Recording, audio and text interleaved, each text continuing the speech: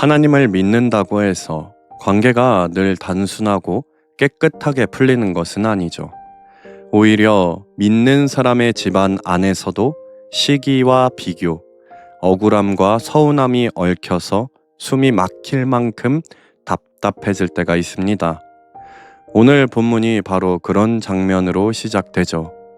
아이를 낳지 못한 라헬은 무너지고 레아는 사랑받지 못한 서러움 속에서 흔들리며 두 자매는 서로를 바라보지 못한 채 경쟁으로 달려가고 있습니다.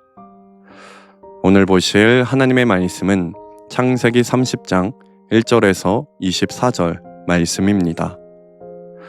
오늘도 말씀을 들으시고 궁금하신 점이 있다거나 기도하실 부분이 있다면 언제든지 댓글로 남겨주시기 바랍니다. 이 장면이 불편한 이유는 무엇일까요? 어쩌면 너무 낯설지 않기 때문일 것입니다. 우리는 저 정도까지는 아니더라도 누군가는 인정받는데 나는 밀려나는 것 같고, 누군가는 원하는 것을 쉽게 얻는데 나는 아무리 애써도 안 되는 것 같아서 마음이 꼬여버릴 때가 있죠. 그러면 기다리지 못하고 내 방법을 쓰게 되고 하나님의 뜻보단 내 조급함이 앞서기 쉬운데, 본문은 바로 그 연약한 인간의 마음을 아주 정직하게 보여주고 있습니다. 그런데 놀라운 건 이렇게 뒤엉킨 관계와 선택들 한가운데서도 우리 하나님은 이를 여전히 멈추지 않으신다는 것이죠. 사람은 서로 상처를 주고 계산하며 자기 때를 만들려고 애쓰겠지만 하나님은 조용히 당신의 때를 준비하시고 마침내 라헬을 생각하십니다. 오늘 본문은 꼬여버린 관계 속에서 인간의 조급함이 얼마나 큰 상처를 만드는지, 그리고 그럼에도 불구하고 하나님이 어떻게 자기 사람의 때를 여시는지 우리에게 여지없이 보여주고 있기에 오늘 말씀 우리 함께 살펴보겠습니다. 첫 번째 말씀, 왜 나는 안 되고 저 사람만 될까? 1절에서 8절 말씀 보시겠습니다. 라헬이 자기가 야곱에게서 아들을 낳지 못함을 보고 그의 언니를 시기하여 야곱에게 이르되 내게 자식을 낳게 하라. 그러지 아니하면 내가 죽겠노라. 야곱이 라헬에게 성을 내어 이르되 그대를 임신하지 못하게 하시는 이는 하나님이시니 내가 하나님을 대신하겠느냐. 라헬이 이르되 내 여종 빌하에게로 들어가라. 그가 아들을 낳아 내 무릎에 두리니 그러면 나도 그로 말미암아 자식을 얻겠노라 하고, 그의 시녀 빌하를 남편에게 아내로 주매 야곱이 그에게로 들어갔더니 빌하가 임신하여 야곱에게 아들을 낳은지라. 라헬이 이르되 하나님이 내 억울함을 푸시려고 내 호소를 들으사 내게 아들을 주셨다 하고 이로 말미암아 그의 이름을 단이라 하였으며, 라헬의 시녀 빌하가 다시 임신하여 둘째 아들을 야곱에게 낳음에 라헬이 이르되 내가 언니와 크게 경쟁하여 이겼다 하고 그의 이름을 납달리라 하였더라. 아멘. 1절에서 2절, 라헬의 마음이 얼마나 무너졌는지 그대로 드러나죠. 라헬은 자기가 야곱에게서 아들을 낳지 못하자 언니 레아를 시기합니다. 여기서 시기했다라는 말은 얼굴에 핏발이 설 만큼 속이 끓었다라는 뜻인데, 그만큼 라헬의 마음이 무너져 있었다는 것이죠. 그래서 라헬은 야곱에게 내게 자식을 낳게 하라. 그렇지 아니하면 내가 죽겠노라라고 말하고 있습니다. 당시에 자녀가 집안의 복이고 여인의 기쁨으로 여겨졌기 때문에 아이가 없다는 것은 큰 수치였습니다. 그런데 라헬은 하나님께 울며 매달리기보단 야곱을 붙잡고 몰아세우죠. 마음이 급해지면 보이지 않는 하나님보단 보이는 눈앞에 있는 사람을 더 붙드는 일이 우리에게도 참 많다는 것을 보여줍니다. 2절, 야곱은 내가 하나님을 대신하겠느냐라고 말하죠. 직역하면 내가 하나님의 자리에 있느냐라는 뜻인데, 이 말 속에는 생명을 여닫는 일은 결국 하나님 손에 있다는 고백을 하고 있는 것이죠. 야곱의 말이 맞죠. 그런데 문제는 그 다음이죠. 3절, 4절. 라헬은 기다리지 못하고 자기 여종 빌하를 야곱에게 줍니다. 내 무릎에 두리니. 이 말은 그 아이를 자기 아이로 삼겠다는 뜻이죠. 이것은 옛날 사라가 하갈을 통해 문제를 풀어보려고 했던 모습과 많이 닮아 있습니다. 사람은 하나님의 때가 늦어 보이면 자꾸 자기 방법으로 길을 만들려고 하는 모습이 있다라는 것이죠. 본문을 보니 또한 5절에서 8절을 보면 빌하가 아들을 낳자 라헬은 하나님이 내 억울함을 풀어주셨다라고 하며 또 내가 언니와 크게 경쟁하여 이겼다라고 해서 납달리라고 이름을 붙습니다. 그런데 여기서도 라헬의 마음 중심은 하나님보다 언니와의 경쟁에 더 가까워 보이죠. 하나님의 은혜를 받았음에도 마음이 편안해지지 않고 여전히 언니와 비교하며 저울질하며 살아가는 것입니다. 아무리 이쁨을 받아도 그녀의 마음이 허한 것을 볼 수가 있죠. 우리도 그럴 것입니다. 무엇인가 얻으면 괜찮아질 줄 알았는데 마음이 평안해지는 것이 아니라 또 다른 비교가 시작되죠. 본문은 상처받은 마음이 하나님께 머물지 못하면 시기와 경쟁으로 흘러가는 것을 보여주고 기다리지 못한 조급함은 결국 관계를 더 복잡하게 만들어준다는 것을 보여줍니다. 그런데도 하나님은 그런 엉킨 자리에서도 사람을 아주 버리지 않으시고 일하시죠. 그러니 오늘 우리도 왜 나는 안 되고 저 사람만 되는 것 같을까 하는 마음이 올라올 때 사람을 붙드시기보단 하나님께 마음을 가지고 나아가시며 비교보단 기다림을 배우는 믿음으로 승리하며 나아가시길 간절히 소망해 봅니다. 두 번째 말씀, 관계가 거래가 되어버릴 때 9절에서 21절 말씀 보시겠습니다.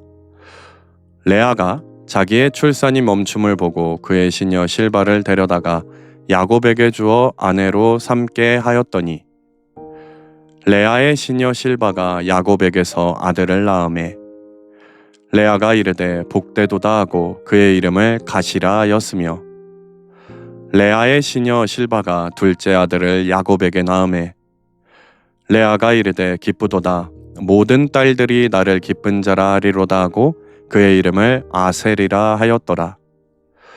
밀 거둘 때 르우벤이 나가서 들에서 합 한 채를 얻어 그의 어머니 레아에게 드렸더니 라헬이 레아에게 이르되 언니의 아들의 합 한 채를 청구하노라.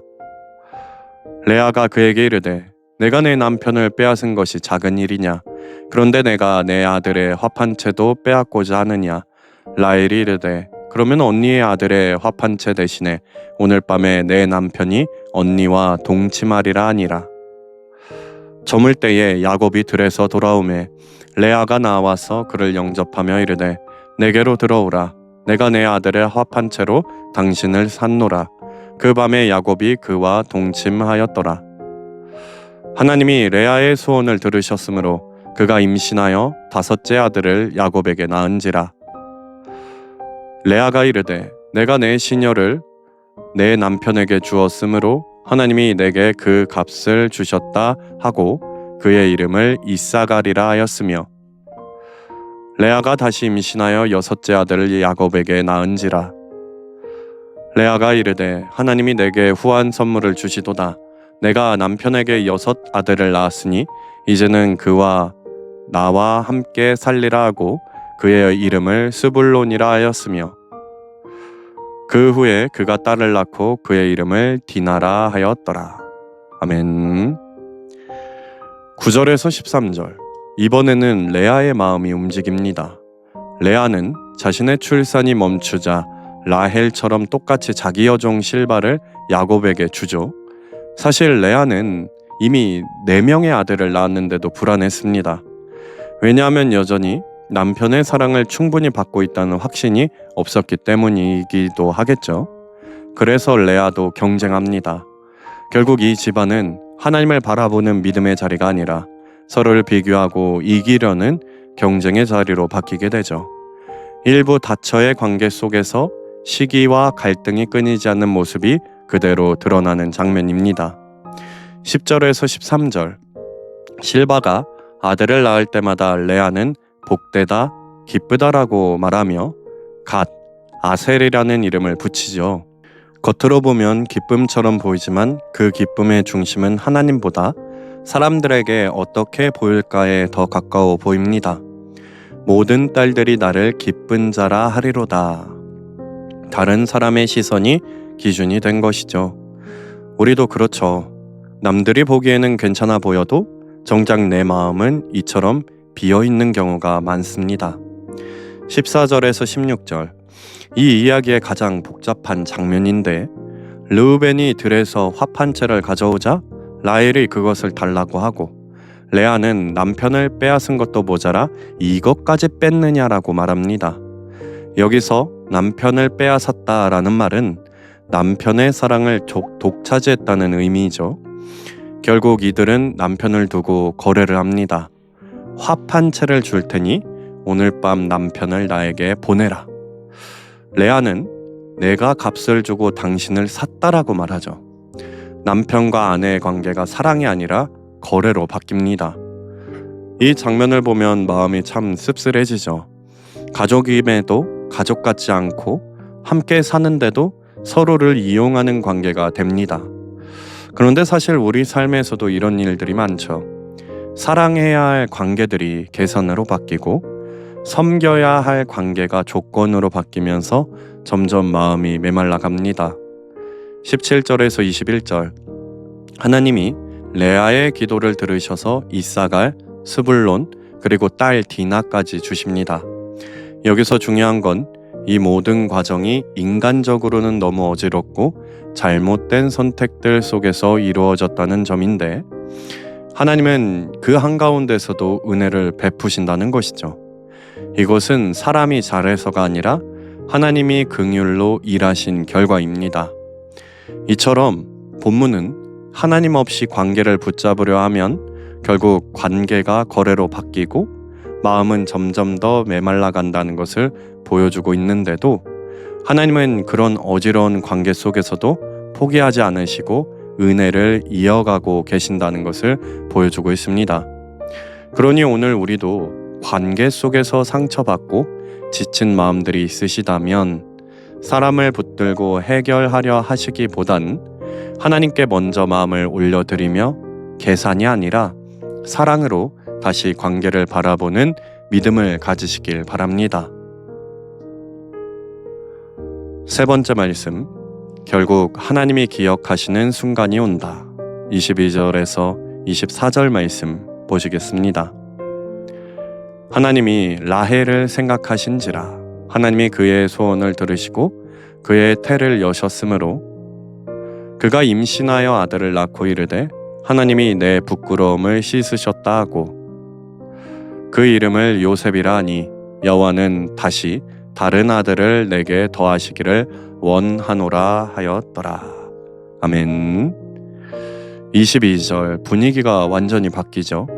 하나님이 라헬을 생각하신지라. 여기서 생각하셨다는 말은 그냥 떠올렸다는 뜻이 아니라 하나님이 그 사람을 기억하시고 실제로 행동하시기 시작하셨다는 것이죠. 그동안 라헬은 기다리지 못하고 여러 방법을 써왔지만 결국 문제를 풀어주시는 분은 누구십니까? 하나님이십니다. 인간의 방법이 아니라 하나님의 때가 움직인 것이죠. 22절, 23절 하나님이 라헬의 소원을 들으시고 그의 태를 여시고 라헬은 아들을 낳고 하나님이 내 부끄러움을 씻으셨다라고 고백합니다. 당시 자녀를 낳지 못한다는 것은 큰 수치로 여겨졌기 때문에 라헬에게 이 순간은 단순한 출산이 아니라 인생의 깊은 상처가 회복되는 시간이기도 했죠. 그동안의 비교와 시기, 억울함과 눈물이 한순간에 정리됩니다. 그런데 여기서 중요한 건 하나님이 이 일을 지금 하셨다는 것이죠. 왜 더 빨리 하지 않으셨을까? 본문을 보니 하나님은 라헬에게 오랜 시간 기다림을 통해 중요한 것을 가르치고 계셨습니다. 사람의 방법이 아니라 하나님의 때를 믿고 기다리는 믿음 말이죠. 모든 소원의 성취는 결국 사람의 능력이나 노력으로 되는 것이 아니라 하나님의 뜻과 시간 안에서 완벽하게 이루어진다는 사실을 보여주고 계십니다. 24절, 라헬은 그 아들의 이름을 요셉이라 짓죠. 이 이름에는 두 가지 의미가 담겨져 있는데, 하나는 하나님이 내 수치를 제거하셨다. 또 하나는 하나님이 더하여 주시기를 원한다. 과거의 수치가 회복된 것에 대한 감사와 앞으로의 은혜를 기대하는 마음이 함께 들어있는 이름이죠. 이 장면을 보면 우리가 깨닫게 될 것입니다. 우리의 인생에도 하나님이 기억하시는 순간이 반드시 온다는 것이죠. 아무리 상황이 꼬이고 관계가 어지럽고 마음이 무너지는 것 같아도 하나님은 그 시간을 그냥 두지 않으십니다. 조용히 기다리시다가 가장 정확한 때에 문을 여실 것입니다. 그러니 오늘 우리가 해야 할 것은 하나입니다. 지금 당장 결과가 보이지 않아도 조급해하지 마시고 비교하며 마음을 망가뜨리지 않는 것입니다. 하나님이 나를 잊으신 것이 아니라 아직 때가 되지 않았을 뿐이라는 것을 믿으시길 바랍니다. 그 믿음으로 오늘을 견디고 걸어가실 때 우리에게도 하나님이 기억하시고 일하시는 그 순간을 경험하며 승리하는 삶으로 바꾸어 주시리라 믿습니다. 오늘도 말씀을 들으시고 궁금하신 점이 있다거나 기도하실 부분이 있다면 댓글로 남겨주시기 바랍니다. 말씀을 정리하겠습니다. 오늘 말씀을 보면 사람의 관계는 점점 꼬여가는데 하나님은 그 속에서도 조용히 일을 이어가고 계시죠. 라헬은 조급했고 레아는 상처 속에 있었으며 서로 경쟁하고 개선하면서 관계는 더 복잡해졌는데 그 모든 과정이 끝난 후에 결국 하나님이 라헬을 기억하시는 순간이 찾아오죠. 우리의 삶도 비슷합니다. 관계가 풀리지 않고 상황이 답답하게 이어질 때가 있죠. 그럴 때 우리는 쉽게 비교하고 서두르고 내 방법으로 해결하려고 합니다. 그런데 오늘 말씀은 분명히 말해주고 있습니다. 결국 열리는 문은 사람이 여는 것이 아니라 하나님이 여신다는 것이죠. 그러니 오늘 하루 내려놓으시길 바랍니다. 사람 때문에 무너진 마음 하나님께 가져가시고 아직 풀리지 않는 문제들 하나님께 맡겨드리시길 바랍니다. 하나님은 결코 우리를 잊지 않으시고 가장 정확한 때에 가장 좋은 방법으로 일하실 것입니다. 오늘도 그 하나님을 신뢰하며 나의 때가 아니라 하나님의 때를 믿고 기다리는 믿음의 하루가 되시기를 간절히 소망합니다. 오늘을 위해 우리 함께 기도하겠습니다. 하나님이 라헬을 생각하신지라. 창세기 30장 22절 말씀. 아멘. 관계가 꼬이고 마음이 답답할 때 조급함이 먼저 올라오는데 그 순간에도 하나님이 우리의 때를 기억하고 계심을 믿게 하시고 오늘은 내 방법보단 주님을 신뢰하며 나아갈 수 있는 주님의 은혜가 넘치는 하루가 되게 인도하여 주시옵소서. 예수님의 이름으로 기도드립니다. 아멘. 좋아요와 구독으로 사역에 동참해 주세요.